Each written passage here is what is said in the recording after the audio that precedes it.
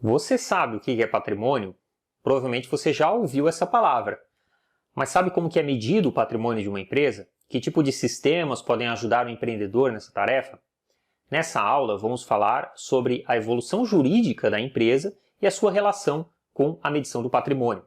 Vamos abordar o contexto brasileiro do uso das informações financeiras e contábeis e introduzir as principais demonstrações financeiras e também a obrigatoriedade, se você deve elaborar essas demonstrações ou não na sua empresa.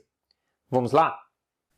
Olá, bem-vindo. Nessa aula vamos introduzir o nosso curso e vamos ver o que é o patrimônio, quem é o contador e qual a sua função, o objetivo da contabilidade e também compreender um pouco do contexto histórico da contabilidade aqui no nosso país. Então vamos começar justamente por esse contexto histórico da gestão de patrimônio. A gestão de patrimônio ela surge da necessidade básica que os donos de patrimônio têm de mensurar e acompanhar a variação e controlar as suas riquezas. No passado, o proprietário, a pessoa física, era a figura central da ação empresarial. Só que isso mudou bastante. Atualmente, na gestão patrimonial, ela se volta muito mais para a empresa, ou seja, para a entidade, a personalidade jurídica, do que para a pessoa física que está por trás dessa empresa. É interessante destacar que a contabilidade como ciência, ela de certa forma atingiu a sua maturidade por volta do século XIII e XIV, com o comércio nas Índias, o Renascimento, o mercantilismo, e também é importante destacar o trabalho do frade franciscano Luca Pacioli, na Itália, por volta de 1490. Então, a escola italiana de contabilidade, ela domina bastante o cenário mundial da contabilidade. Então, o que foi ensinado naquela época, de certa forma, se reflete até hoje na forma como se mensura e acompanha essa variação de riquezas. Mas vamos compreender melhor essa evolução da empresa, né, para a empresa e para a entidade.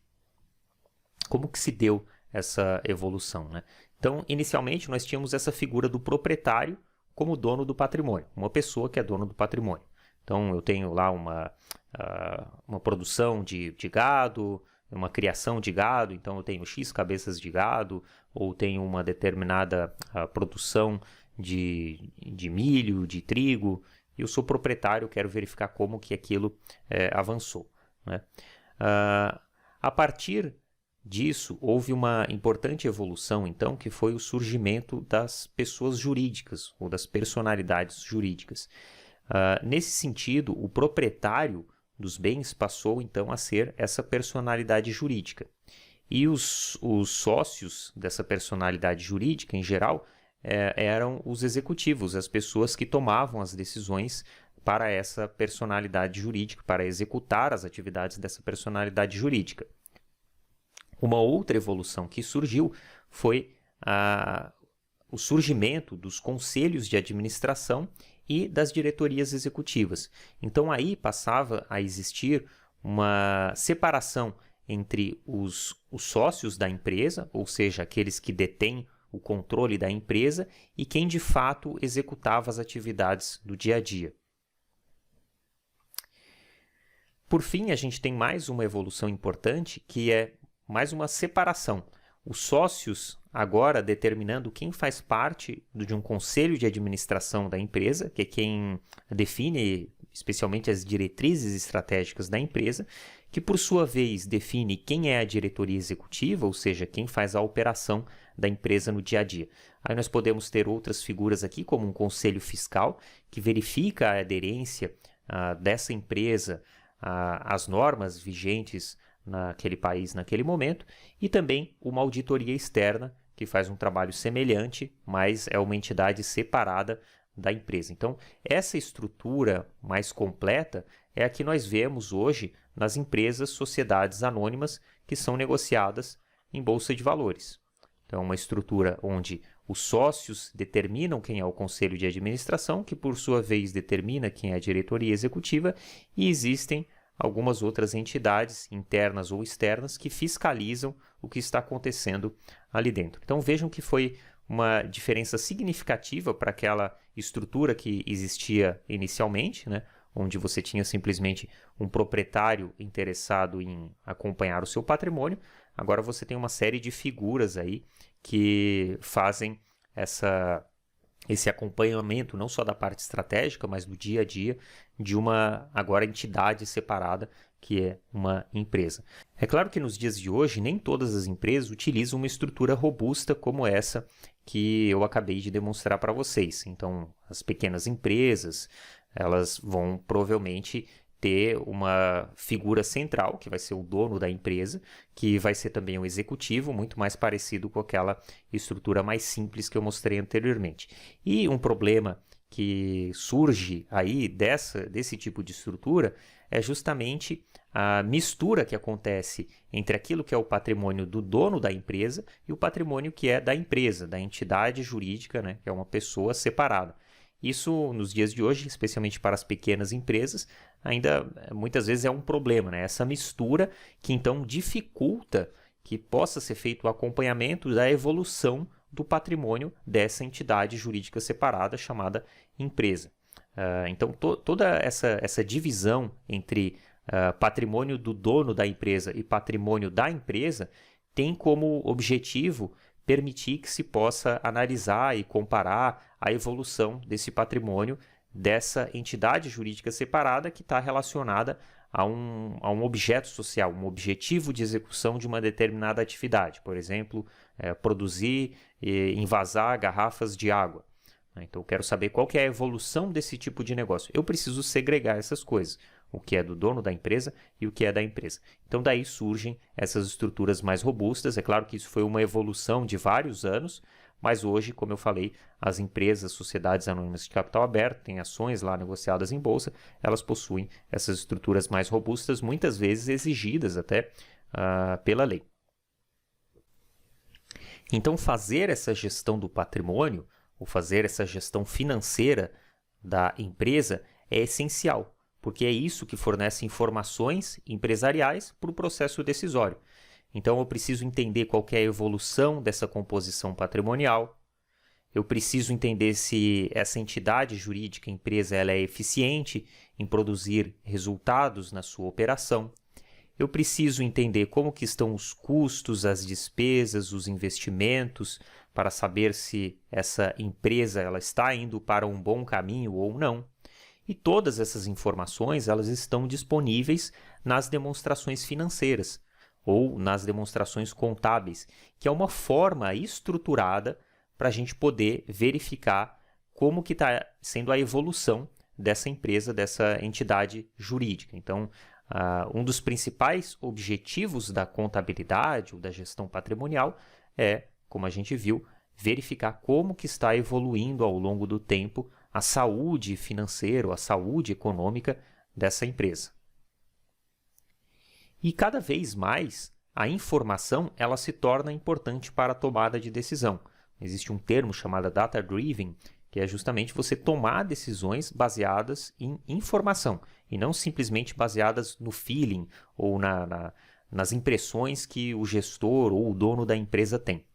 E essas demonstrações financeiras e todos os dados que são capturados pela contabilidade são essenciais para prover essa informação que vai permitir que o gestor analise com mais robustez e tome decisões melhores. Então, a gestão patrimonial cada vez mais depende de informação de qualidade, depende da existência de um sistema que proporciona essas informações. No entanto, o contador ele acaba não tendo esse papel tão significativo na empresa, né? A função básica do contador, como a gente vê aqui, é produzir informações úteis aos usuários de contabilidade para a tomada de decisão. Então, qualquer pessoa que precise dessas informações, incluindo, claro, os gestores, os donos da empresa, as pessoas que estão no conselho de administração, a contabilidade vai produzir informações. Mas a gente sabe que aqui em nosso país existe uma barreira tributária muito forte, né? A complexidade tributária é grande. Então, no mais das vezes, especialmente para as pequenas empresas, é comum que se busque esse profissional contábil muito mais para satisfazer as exigências fiscais, porque o empreendedor sozinho tem dificuldade para lidar com isso, muitas vezes até até mesmo contratando um contador, né? Às vezes surge alguma dificuldade, alguma coisa inesperada nesse quesito, dada a complexidade tributária, né? Então são impostos municipais, impostos estaduais, impostos federais, e imagina, se você tem uma operação que é uma operação que ocorre em vários municípios diferentes, você tem que lidar com legislações diferentes para cada um desses municípios, eventualmente. Imagina a complexidade disso, uma grande empresa que está em vários municípios. Isso é chamado o custo país, né? O custo Brasil, essa complexidade que acaba demandando muitos custos para você lidar com ela. Muitas pessoas que você precisa de direcionar esforços ali, simplesmente para comprovar que você está fazendo as coisas corretas do ponto de vista fiscal. Então, como eu estava falando, muitas vezes o pequeno empreendedor ele busca o contador simplesmente para atender essa demanda. Mas o profissional contábil, ele está habilitado ou deve estar habilitado a oferecer muito mais para o empresário, né? Oferecer uma decisão estratégica para ele, mostrar para ele quais são as informações que realmente importam. E aí depende de uma valorização feita pelas duas partes, né? Tanto do empresário entender que o contador ele pode fazer isso, ele está habilitado para fazer isso, o contador se apresentar dessa forma e o empresário estar disposto, é claro, a remunerar o contador para que faça esse trabalho mais estratégico, né? Mas então, toda empresa ela deve buscar o profissional, o contador, porque ele tem a prerrogativa legal de elaborar e fazer as demonstrações financeiras e também essa análise na parte fiscal. Então, a contabilidade ela pode ser considerada como um sistema de informações que vai prover os usuários com dados para que eles possam tomar as decisões, né? A tarefa básica é coletar, organizar e sumarizar os chamados fatos econômicos, mensurando-os monetariamente. Então, ela vai permitir que cada grupo de usuários faça uma avaliação da situação econômica e financeira, que a gente vai ver mais adiante o que é essa diferença entre econômico e financeira, tanto num sentido estático, ou seja, o que é a situação hoje, quanto também a possibilidade de fazer inferências sobre tendências futuras. Então, observar o que aconteceu historicamente, num determinado período de tempo, e ver se existe uma tendência de crescimento, uma tendência de desaceleração. Essa é a ideia. E quem são, então, esses usuários da contabilidade? Ora, pode ser a própria administração da empresa, né? Então, eu tenho também a figura dos investidores, dos bancos, do próprio governo, na questão, especialmente na questão fiscal, e, eventualmente, outros interessados, os funcionários da empresa, por exemplo. Então, a contabilidade ela vai fazer a coleta de dados, ela vai fazer o registro e processamento e elaborar esses relatórios financeiros, tá? Então, o nosso curso ele vai se debruçar bastante sobre esse assunto dos relatórios financeiros, que é essa maneira estruturada de demonstrar o que está acontecendo com esses dados que, por sua vez, refletem a realidade econômica e financeira da empresa, né? Mas por que, então, que isso é importante para investidores? Ora, os investidores eles querem saber justamente se a empresa está dando lucro ou prejuízo, por exemplo. Ou melhor, se a empresa está gerando resultado na sua operação, como a gente vai ver mais para frente. Por que isso é importante para os bancos? Ora, porque os bancos eles vão querer saber se a empresa ela tem uma boa estrutura de capital. Ela está muito endividada? Ela não está muito endividada? Qual que é a tendência desse endividamento? A empresa ela gera resultado na sua operação que é suficiente para pagar os juros das dívidas que ela tem? Então vejam que é uma série de informações que eu consigo obter nesses relatórios financeiros. E é claro, eu posso buscar informações que não estão nesses relatórios. Os relatórios eles vão fazer uma síntese, né? Eles vão sumarizar essas informações. Nem todas as informações vão estar disponíveis nesses relatórios, mas com base nesses relatórios eu consigo sim fazer diversas inferências, tá? E por sua vez os funcionários, como eu tinha falado, muitas empresas têm programas de participação nos resultados. Então, a partir do momento que você tem os seus colaboradores compreendendo muito bem o que gera ou não resultado na empresa, o que permite que a empresa cresça e se mantenha saudável no longo prazo, você vai ter colaboradores mais motivados, você vai ter colaboradores participando desse resultado, né, entendendo o que gera esse resultado, você vai ter colaboradores caminhando no mesmo objetivo comum da empresa. Então, isso tende a ser muito saudável também para a empresa. Bom, então quais são esses demonstrativos financeiros ou demonstrativos contábeis? A gente viu que o objetivo é sumarizar, registrar os principais fatos na contabilidade num determinado período.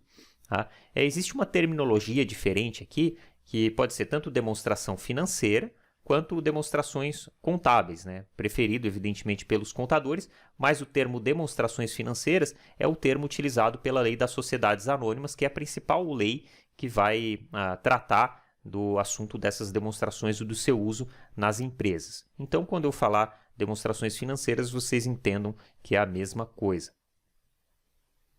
A Lei das Sociedades Anônimas, ela vai dizer lá que essas demonstrações elas devem exprimir com clareza a situação do patrimônio da companhia e as mutações ocorridas no exercício. Tá? Então vejam que isso aqui é muito interessante a gente observar esse texto da lei, com clareza. Então tem que ser muito objetivo, eu tenho que conseguir compreender a informação que está lá. A situação do patrimônio. Esse é o foco da gestão patrimonial, eu poder verificar essas mutações, que nada mais são do que as mudanças nesse patrimônio, né? Essa é a ideia da palavra mutações, ocorridas em um exercício. O que é um exercício? É um determinado período de tempo, geralmente um ano, né? Chamado exercício social daquela empresa.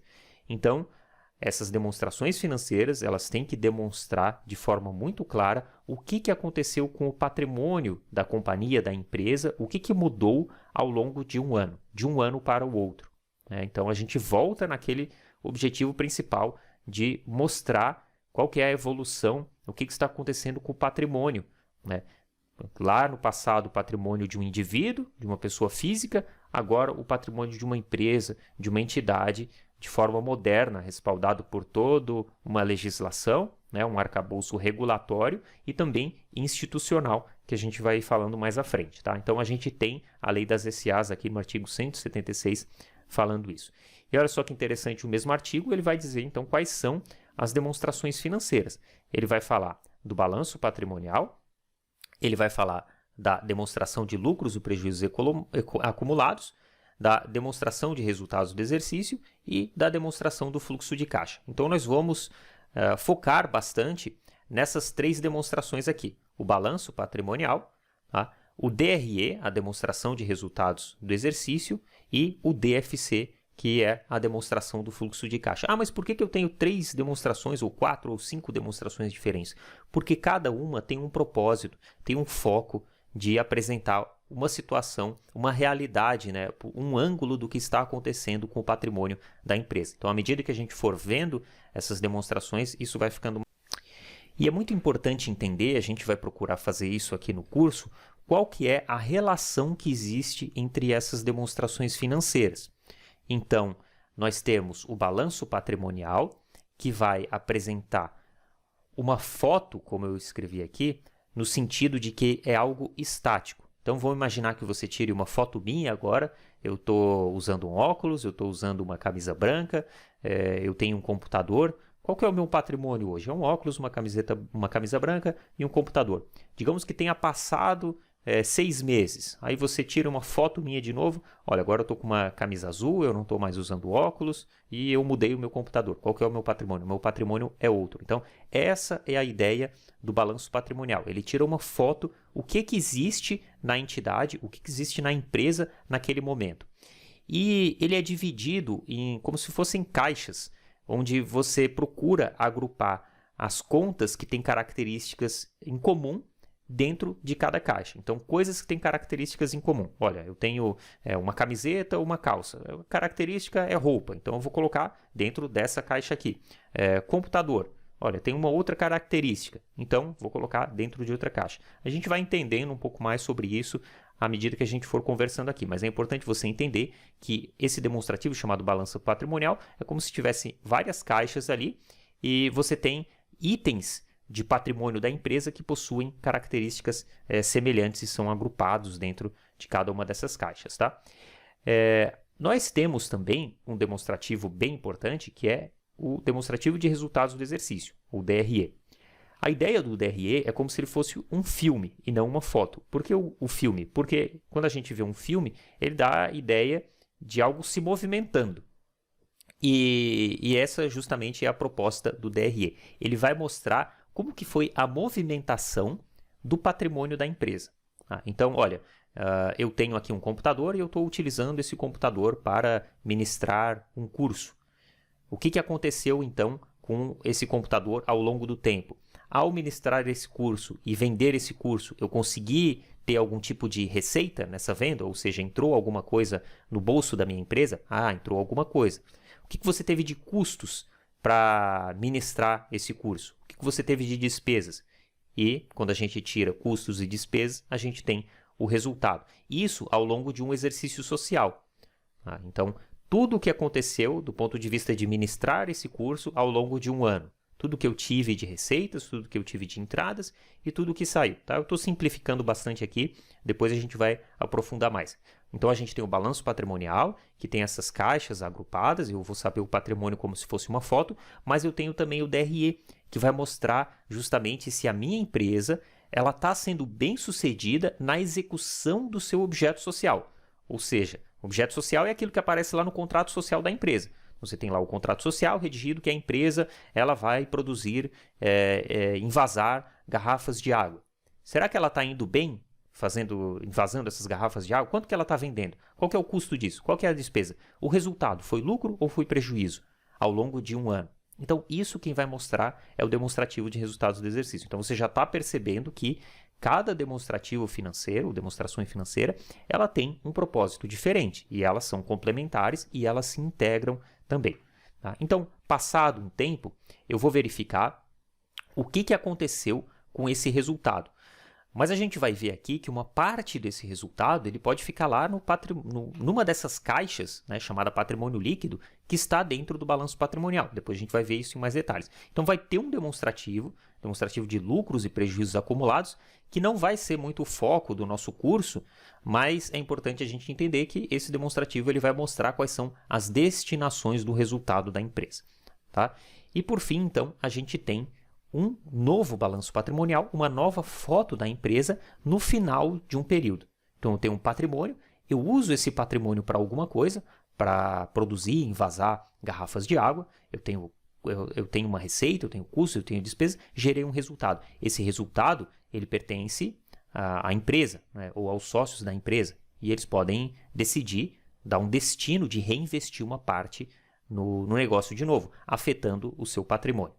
Tá? Então, essa é a ideia de como essas demonstrações elas estão integradas. Mas aí surge mais uma demonstração, como eu falei, a gente vai ver aqui também o chamado DFC. Tá? Existe numa daquelas caixas, chamada ativo circulante, não se preocupem que depois a gente vai detalhar um pouco mais isso, mas existe uma caixinha específica ali que é chamado justamente caixa e equivalentes de caixa. Né? O que é isso? É aquele dinheiro, é simplesmente o dinheiro que fica circulando na empresa. Antigamente você tinha uma caixa registradora lá na empresa, né? Tinha muita negociação com papel, moeda. Hoje em dia é tudo eletrônico, então você não tem mais dinheiro físico circulando na empresa, mas você tem uma conta bancária da empresa e o dinheiro fica movimentando ali. Tá? Então existe uma demonstração financeira específica para verificar o dinheiro que está entrando e saindo ali. É chamado o DFC. Então essa figura que agora está completa, ela mostra qual que é a integração entre essas demonstrações financeiras. A gente vai abordar de forma separada cada uma dessas demonstrações, mas vai ver também esses detalhes de como elas se integram através de alguns exercícios simplificados. Então é importante eu entender o que é cada demonstração, mas também é fundamental eu entender essa integração entre elas, ou seja, qual que é a lógica, o que a contabilidade usa de lógica ou de razão para fazer o acompanhamento da evolução do patrimônio de uma entidade ou de uma empresa. Tá? Então, essa é a ideia. Mas por que é feito dessa forma? É feito dessa forma porque assim se convencionou pela sociedade, pelos contadores, pelos empresários, pelas entidades de classe, pelo governo. Mas por que se convencionou dessa forma? Porque foi a forma que se entende que melhor reflete a evolução do patrimônio de uma entidade. E isso pode mudar ao longo do tempo. Então, existe a lei das sociedades anônimas, existem regras que são propostas, que são revisadas pelo Conselho Federal de Contabilidade e assim por diante. Várias entidades que vão opinar sobre como que deve ser feito esse registro. Mas as demonstrações financeiras são essas que eu acabei de falar para você. E é interessante entender também, é uma dúvida que muitos empreendedores têm, se essas demonstrações elas são obrigatórias. Poxa, eu não sabia que existia essa forma de apresentar a evolução do meu patrimônio, mas será que eu sou obrigado a fazer isso?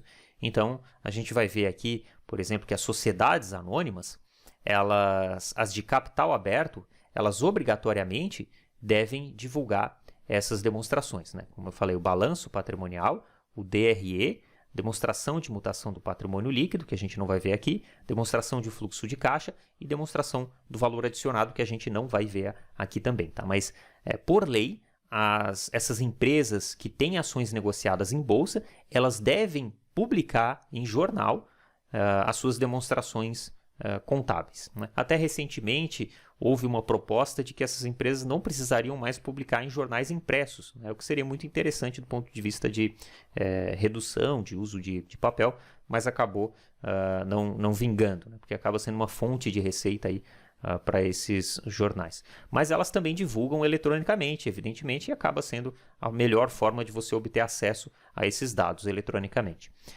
Já as empresas, sociedades anônimas de capital fechado, ou seja, aquelas que não têm ações negociadas em bolsa de valores, elas não precisam elaborar o demonstrativo de valor adicionado, tá? Mas elas precisam elaborar esses demonstrativos.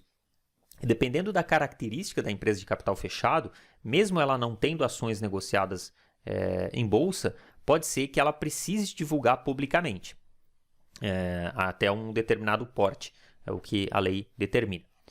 E aí agora vamos ver as empresas de responsabilidade limitada, né? Então, geralmente as sociedades anônimas é um tipo de sociedade mais relacionado a grandes empresas, não necessariamente, né, mas mais relacionado a grandes empresas. Empresas menores, geralmente, são as empresas de responsabilidade limitada.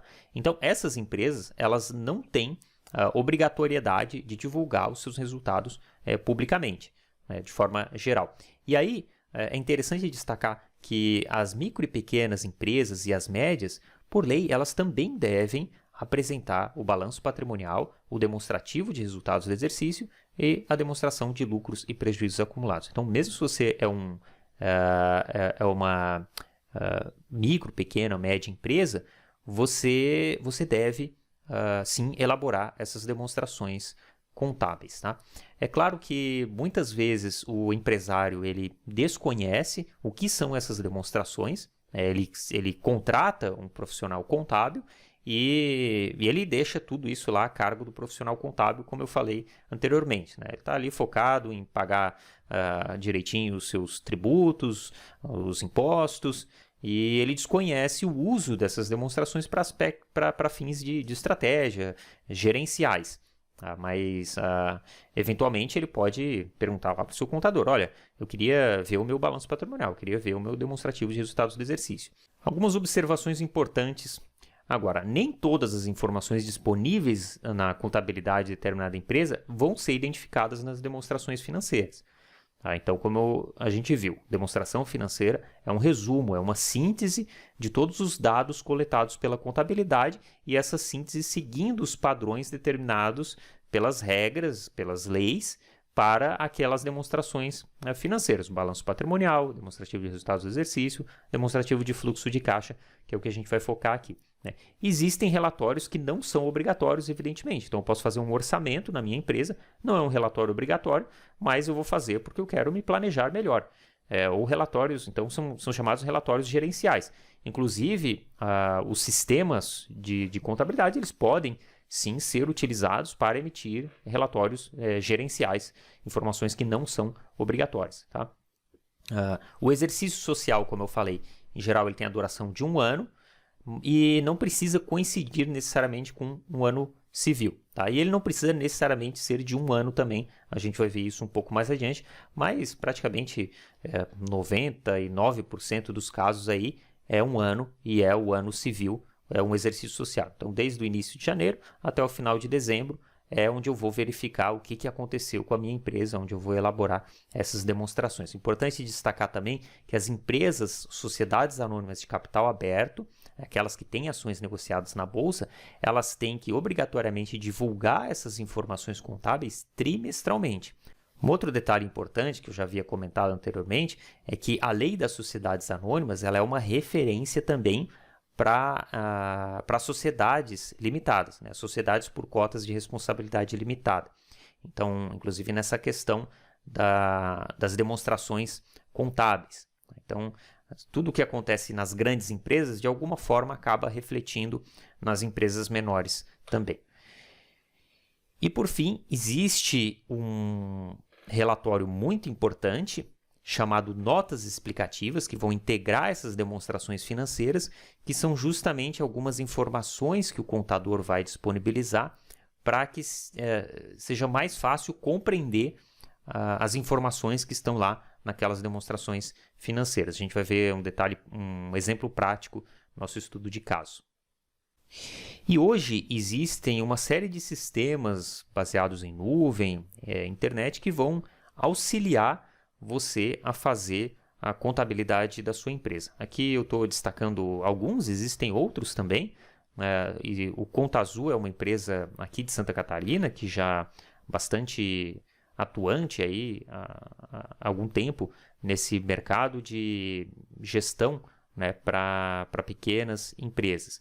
Então, a ideia desses sistemas é fazer a captura desses dados, procurar automatizar o máximo possível a captura desses dados e, com base nesses dados, de forma automática, já gerar esses relatórios contábeis, né? Então, o caso dessa empresa, por exemplo, ela faz a integração com o contador e aí o contador, você vai alimentar, né? Esse sistema vai alimentar o contador também para que ele possa cumprir lá as exigências fiscais e também as exigências de elaboração dessas demonstrações, tá?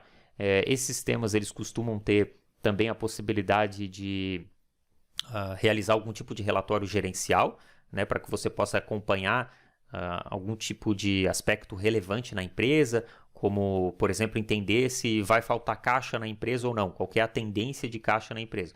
Olha, daqui 6 meses eu vou ter várias contas vencendo aí, então é melhor eu já organizar com uma instituição financeira um crédito de emergência aí, porque eu acho que eu não vou ter dinheiro entrando e eu vou ter que pagar algumas contas. Então, esses relatórios gerenciais ajudam o empresário a executar aí as suas atividades no dia a dia de forma mais eficiente. Existem também alguns sistemas que têm um foco mais nos microempreendedores individuais, e aí eu já destaco que o microempreendedor individual ele é uma figura um pouco diferente, né, da sociedade limitada.